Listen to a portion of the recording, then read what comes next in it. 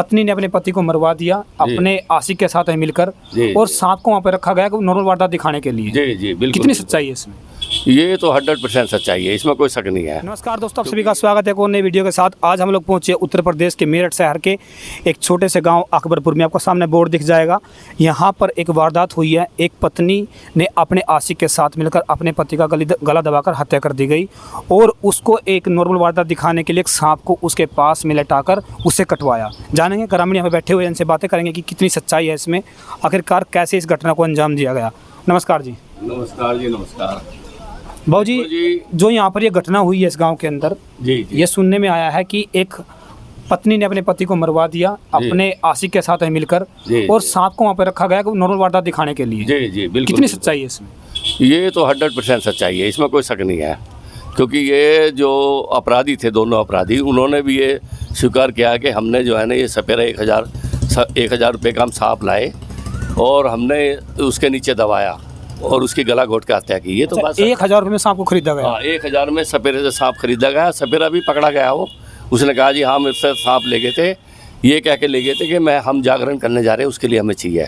जिस पत्नी ने अपने पति को मरवाया है, कितने बच्चे हैं भाऊ जी उसके? देखो उसके 3 बच्चे हैं, और मैं एक निवेदन करना चाहूँगा सरकार से। देखो केंद्र सरकार भी है और उत्तर प्रदेश सरकार भी है। निवेदन की बात ये, देखो कोई भी जीव हो, प्राणी हो, रात को भी खाना खाता है, सुबह को भी खाता है, दोपहर को भी खाता है। उसके 3 बच्चे हैं। कितने साल के हैं वो बच्चे? बहुत छोटे हैं, मेरे ख्याल से सबसे बड़ा बच्चा 5 या 6 साल का होगा। 2 और भी बहुत छोटे बच्चे हैं। घर में उनका जो बाबा है, जो बच्चों को देख रेख करना चाहिए उसे, वो अपाहिज है। खेती उनके पास 0 है, शून्य है। यानी खेत जो है गांव में खेती होती है, बिल्कुल नहीं है। मैं तो प्रशासन से ये निवेदन करना चाह रहा हूँ, केंद्र सरकार हो या देखो भारत सरकार भी है और स्टेट गवर्नमेंट भी है उत्तर प्रदेश, तो मैं ये निवेदन करना चाहूँगा इनसे। हाँ, समाज से भी लोग भी समाज से भी निवेदन करना चाहूँगा। बहुत सारी ऐसी NGO हैं, उन्हें भी इसमें आगे आना चाहिए, क्योंकि कोई किसी के लिए नहीं कर पाएगा। उनके परिवार तो कर ही नहीं पाएगा, उनके पास कोई साधन नहीं बेचारों के बच्चों के पास।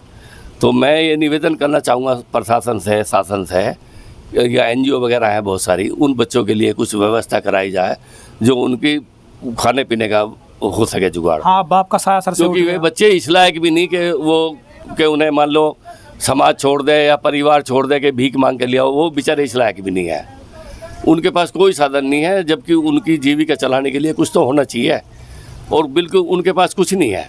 मैं तो ये निवेदन करूँगा सरकार से, केंद्र सरकार और जो ये राज्य सरकार है, योगी जी से भी निवेदन करूँगा कि उन बेचारे बच्चों के लिए ऐसा कुछ व्यवस्था की जा जो उनकी कोई देख रेख करने के लिए खड़ा हो जा।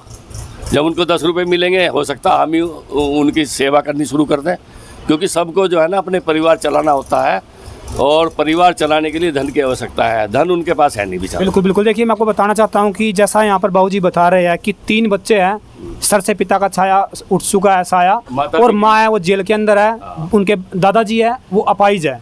तो यहाँ पर गांव को, समाज को, या फिर जो भी यहाँ पर समाज समिति जो भी है उसको बढ़ चढ़ के आगे आना चाहिए। उन बच्चों का इसमें कोई दोष नहीं है, उनकी परवरिश अच्छी तरीके से की जानी चाहिए। नहीं, बहुत सारी भारत में NGO हैं, बहुत सारे लोग हैं जो एक दूसरे की ऐसे दुखद समय में मदद करते हैं।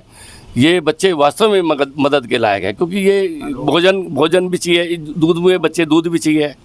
दूध भी यहाँ 60-70 रुपये किलो से कम नहीं आता। कम से कम 3 बच्चे हैं, जो बड़ा ही बच्चा 6 साल का है, 2 बेटी है, 1 बेटा है। तो मैं समझता हूँ सरकार को इसमें उनकी आर्थिक मदद करनी चाहिए। ऐसी मदद जो मंथली हो, चाहे वो केंद्र सरकार हो या NGO हो या कोई भारत सरकार, कोई भी हो, चाहे उत्तर प्रदेश सरकार हो, तो उनकी बेचारों की मदद करनी चाहिए, क्योंकि जीव हैं वो। 2 बच्ची हैं, 1 लड़का है। आप क्या कुछ बोल रहे थे? आप भी कुछ बोल रहे थे? करो पहले, बाद में फ़ोन कर देखा। हाँ जी, हाँ जी। यहाँ पर इतनी बेरहमी से हत्या कर दी गई, उस माँ को पहले सोचना चाहिए ना कि उसके बच्चों का क्या होगा। उसके बच्चों का तो यही है, इसके लिए सरकार को कुछ सोचना चाहिए। उन्हें बच्चों को कुछ मिल जाए, पढ़ लिख लें। उनकी तो हालत बहुत ख़राब है। नहीं, बहुत सारे संपन्न लोग हैं जो मदद करना चाहते हैं, भाई करनी चाहिए ऐसे लोगों की, क्योंकि उनका कोई नहीं है अब दुनिया में। कोई किसी के लिए उनके माँ बाप खुद नहीं अपने लिए कर सकते, अपाहिज हैं वो। उसकी दादी भी अपाहिज है और उसका बाबा भी अपाहिज है, और दूसरे चाचा जो लगते हैं या कुछ भी लगते हैं ताऊ, वो बेचारे किसी लायक नहीं। वो रोज मजदूरी करना, रोज खाना, शायद उनका भी भरण पोषण ना होता हो। जो अभी ये मरा है, क्या काम करते थे? ये बेचारा टाइल पत्थर जो लगाते हैं उनके यहाँ मजदूरी करता था। शायद हो सकता 800-900 रुपये मिलते होंगे और जो शायद। जिस आशिक ने मिल के मारा है वो क्या करता है? वो भी यही काम करता था, इसी का दोस्त था वो। दोस्त है दोनों? दोनों दोस्त। जिस थाली में खाया उस थाली में थे। हाँ, अभी एक साल हाँ, से उसका दोस्ती दोस्त होती है, था। ऐसा बताते हैं लोग। क्योंकि मैं तो यहाँ रहता भी नहीं, गुड़गांव रहा हूँ, लेकिन मुझे तो जैसे पता चलता है, समाज बतावा है, उस हिसाब से पता चल रहा है। मैं तो यही निवेदन करूँगा सरकार से, भाई मदद करनी चाहिए, एनजीओ को आगे आना चाहिए। जो बहुत सारी ऐसी हैं एनजीओ जो मदद करती है बच्चों की, तो कर सकते हैं। बिल्कुल करना चाहिए। और इनकी शिक्षा का व्यवस्था भी एनजीओ को करना चाहिए। आपका मेन पूरा फोकस ये है कि जो बच्चे हैं बिल्कुल। जिन्होंने करना था उसकी सजा वो देखो, भुगतेंगे। जो हो गया उसे कोई वापस नहीं ला सकता। उसकी जो माँ गई है जेल में, उसे वापस कोई नहीं ला सकता।